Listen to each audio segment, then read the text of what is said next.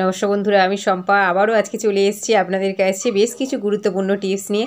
যে টিপসগুলো ব্যবহার করলে আপনাদের প্রতিদিনের কাজগুলো যেমন খুব সহজ হয়ে যাবে, আর যে কাজগুলোর জন্য আপনাদের অনেক অনেক সময় নষ্ট করতে হতো সেই কাজগুলোর জন্য আর বেশি সময় নষ্ট করতে হবে না, খুব সহজেই কাজগুলো হয়ে যাবে। যে কাজগুলোর জন্য আপনাদের বাজারে গিয়ে অনেকগুলো টাকা খরচা করতে হতো সেই কাজগুলোর জন্য আর আপনাদের কোনো রকম টাকা খরচ করতে হবে না, খুব সহজেই কাজগুলো হয়ে যাবে। আর এই ধরনের নিত্য নতুন ভিডিও পেতে আমার এই চ্যানেলটিকে সাবস্ক্রাইব করবেন, লাইক করবেন আর বন্ধুদের সাথে অনেক অনেক শেয়ার করবেন। আর আমার এই চ্যানেলে নতুন বন্ধু হলে চ্যানেলটিকে সাবস্ক্রাইব করে পাশে থাকার অনুরোধ রইল। তাহলে চলুন ভিডিওটি শেষ পর্যন্ত দেখে নেওয়া যাক। বন্ধুরা, বাজার থেকে যখন আমরা বেশি করে চাল কিনে আনি কিংবা চালের প্যাকেট কিনে আনি, তখন সেই চালের প্যাকেটটা আমরা তো কোথাও ঢেলে রেখে দিই। রেখে দেওয়ার পর বেশ কিছুদিন হয়ে গেলে দেখা যায় যে চালের মধ্যে পোকা লেগেছে। কিন্তু এই চালের মধ্যে পোকা একবার লেগে গেলে এই পোকাগুলোকে ছাড়ানো খুব মুশকিল।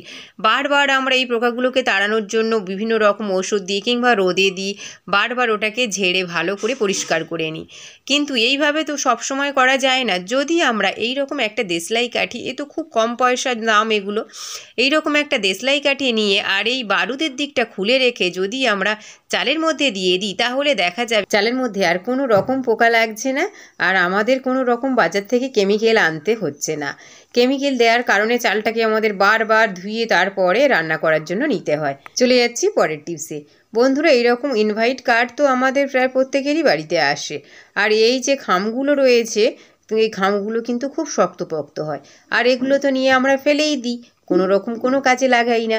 কিন্তু এই খামগুলো যদি আমরা কোনো রকম ফেলে না দিয়ে এইভাবে আমরা কাজে লাগাতে পারি। দেখুন আমি কিভাবে এটাকে কাজে লাগাচ্ছি। এখানে আমি একটা কাঁচি নিয়েছি, আর দেখুন আমি ত্রিকোণ করে কেটে নিচ্ছি।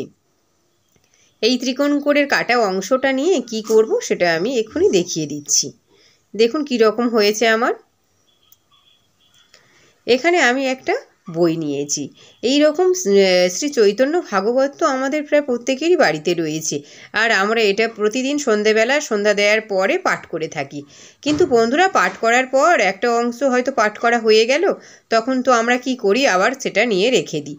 কিন্তু এইভাবে যদি আমরা বইটায় রেখে দিই, তা ওই ত্রিকোণ আকৃতির খামের যে অংশটা কেটে নিয়েছি সেটা যদি এইভাবে দেয়া থাকে, তাহলে খুব সহজেই পরের দিন আমরা খুঁজে পেয়ে যাব, আর আমাদের বারবার পৃষ্ঠা উল্টাতে হবে না, আর এর জন্য কোনো রকম সময় নষ্ট হবে না। চলে যাচ্ছি পরের টিপসে। বন্ধুরা, এইরকম কাঁচা লঙ্কা তো আমাদের প্রত্যেকেরই বাড়িতে নিয়ে আসে, আর এই কাঁচা লঙ্কা যখন বেশি করে নিয়ে আসে, তখন আমরা কি করি, এটাকে নিয়ে ভালো করে রেখে দেওয়ার চেষ্টা করি যাতে কোনো রকম নষ্ট না হয়ে যায়।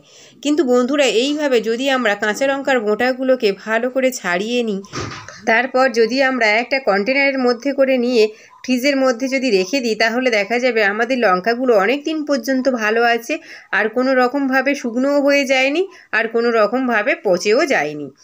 তাহলে বন্ধুরা, আশা করি এই টিপসটা আপনাদের খুবই কাজে আসবে। চলে যাচ্ছি পরের টিপসে।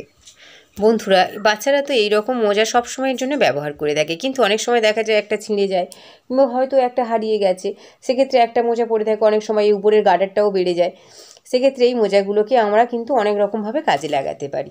দেখুন আমি এখানে একটা গেটার নিয়েছি, আর গেটারটাকে মোজার মধ্যে ঢুকিয়ে দিলাম। এবার কি রকম হলো একটু দেখুন। এবার এটাকে নিয়ে আমি কি করব সেটা আমি এক্ষুনি আপনাদের দেখিয়ে দিচ্ছি।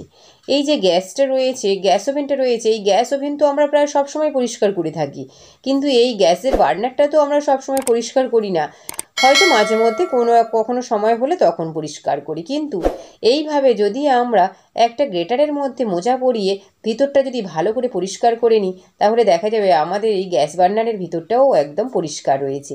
দেখুন আমি কিভাবে পরিষ্কার করছি।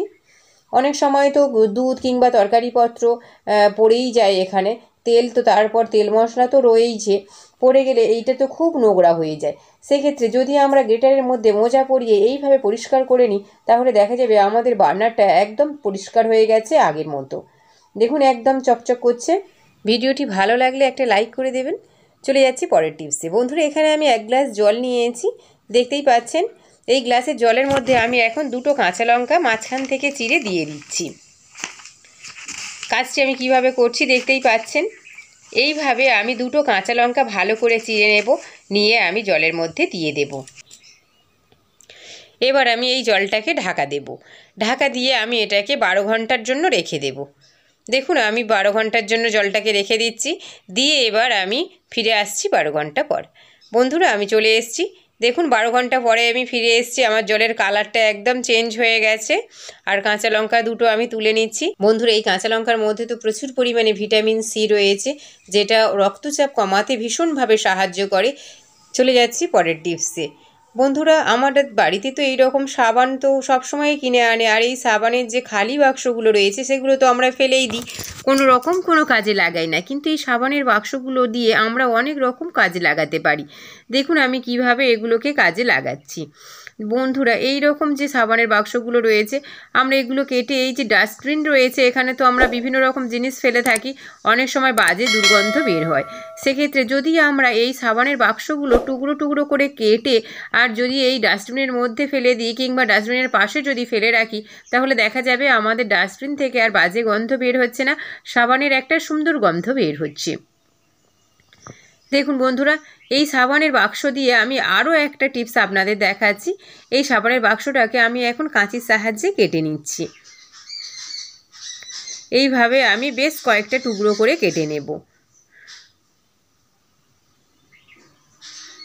এখন আমি এই সাবানের বাক্স টুকরোগুলো নিয়ে কি করব সেটাই আমি আপনাদের দেখাচ্ছি। দেখুন আমার সবগুলো কেটে নেওয়া হয়ে গেছে। এখন আমি এগুলো নিয়ে জামা কাপড়ের মধ্যে রেখে দেব। দেখুন আমি কিভাবে রাখছি।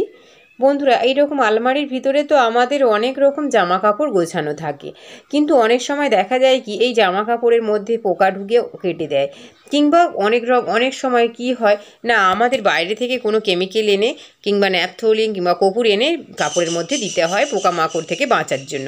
কিন্তু এইভাবে যদি সাবানের প্যাকেটগুলো কেটে নিয়ে আমরা যদি শাড়ির মধ্যে রেখে দিই, তাহলে দেখা যাবে শাড়ি থেকে একটা সুন্দর গন্ধ ছাড়ছে, আর কোনো রকম বাজে গন্ধও হচ্ছে না, আর আমাদের বাইরে থেকে ন্যাপথলিন কিনে এনেও দিতে হচ্ছে না, আর পোকামাকড়ের কোনো রকম কোনো উপদ্রব হচ্ছে না। দেখুন আমি কাজটা কিভাবে করলাম। আশা করি এই টিপসটা আপনাদের খুবই কাজে লাগবে। চলে যাচ্ছি পরের টিপসে। বন্ধুরা এইরকম জুতো তো আমাদের প্রত্যেকেরই বাড়িতে রয়েছে, আর এই জুতোগুলো যখন পরে এসে আমরা রেখে দিই আর যদি না কোনো রকম ধোয়াধুয়ি করা হয়, তাহলে দেখা যায় জুতোর মধ্যে প্রচুর বাজে গন্ধ ছাড়ছে। সেক্ষেত্রে যদি আমরা এই রকম সাবানের বাক্সগুলোকে জুতোর মধ্যে ঢুকিয়ে রেখে দিই, তাহলে দেখা যাবে জুতো থেকে আর কোনো রকম বাজে গন্ধ ছাড়ছে না, আর আমাদের জুতোটা সবসময় ধোয়া মোছা আর করতে হচ্ছে না। দেখুন আমি কাজটা কিভাবে করছি। আর সাবানের যে একটা সুন্দর গন্ধ রয়েছে, এই গন্ধের কারণে আর কোনো রকম পোকামাকড়ও আমাদের জুতোর মধ্যে প্রবেশ করবে না। চলে যাচ্ছি পরের টিপসে। বন্ধুরা আমি এখানে আরও একটা সাবানের বাক্স নিয়ে নিয়েছি, দেখতেই পাচ্ছেন। এই সাবানের বাক্সটা আমি দুদিক থেকে ভালো করে মুড়ে নিচ্ছি। এবার এটাকে আমি কি কাজে ব্যবহার করব সেটা আমি এক্ষুনি আপনাদের দেখিয়ে দিচ্ছি। দেখুন দুদিকটা আমার ভালো করে মুড়ে নেওয়া হয়ে গেছে। বন্ধুরা অনেক সময় কি হয় না এই যে চার্জার রয়েছে, এই চার্জারটা যদি না আমরা ভালো করে গুটিয়ে রেখে দিই, তাহলে দেখা যায় এটা চারিদিকে তারটা ছড়িয়ে ছিটিয়ে থাকে, দেখতে একদমই ভালো লাগে না। সেক্ষেত্রে যদি আমরা এইভাবে চার্জারের তারটা গুছিয়ে রাখি, তাহলে দেখা যাবে আমাদের বাড়িটাও একদম গোছানো থাকবে, আর কোনো রকম চার্জারের তারটাও এদিক ওদিক হবে না। দেখুন স্ট্রেটনারের তারটাও আমি একইভাবে গুটিয়ে রেখে দিয়েছি সাবানের বাক্সের মধ্যে। ভিডিওটি শেষ পর্যন্ত দেখার জন্য ধন্যবাদ।